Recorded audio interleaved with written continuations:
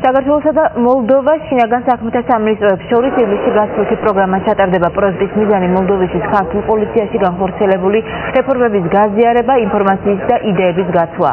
საგზაო პოლიციაში გატარებული რეფორმების და კორუფციის დაძლევის მექანიზმების გასაცნობა თბილისის მოლდოვას დელეგაცია ესტუმრა. ვიზიტის ფარგლებში მას უკვე დაათვალიერეს შინაგან საქმეთა სამინისტრო, პოლიციის აკადემია, საპატრულო პოლიცია და მომსახურების სააგენტოები. პროექტი ბრიტანული ორგანიზაციის უსაფრთხო და ეკოლოგიურად სუფთა ტრანსპორტისათვის აღმოსავლეთის ალიანსის მიერ ორგანიზებული. საქართველოში ბოლოს 2002 წელს ვიყავი. მას შემდეგ უამრავი ცვლილებაა და მიხარია ამის ნახვა. ვხედავ, როგორ უმჯობესდება არსებული ვითარება, წარმატებით ხორციელდება რეფორმები. ძალიან მნიშვნელოვანია მოლდოვის დელეგაციისთვის და საინტერესოა ჩვენთვის, დიდი ბრიტანეთისთვის საქართველოში წარმატებით განხორციელებული პოლიციის რეფორმის გაცნობა.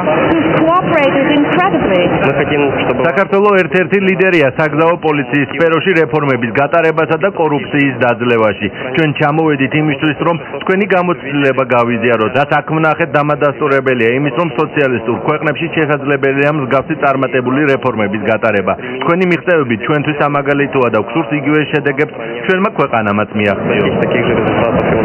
ყველების გამოცდილება, რაც ჩვენ დაგვიგროვდა ამ ხნის განმავლობაში, როგორც სააგენტოს შექმნის დრიდან, ისე მთლიანად, რაც გვაქვს პოლიციაში, გაუზიაროთ მათ, მივაწოდოთ ის ინფორმაცია, რაც ჩვენს ხელშია, გავასწროთ ჩვენი ტექნოლოგიები, რა გზით მოვედით აქამდე, სურვილი აქვს, რომ ჩამოვიდნენ, ისწავლონ ეს ყველაფერი, ჩვენ ყველაფერს გავაკეთებთ იმისთვის, რომ მაქსიმალური ინფორმაცია გადავცეთ მათ.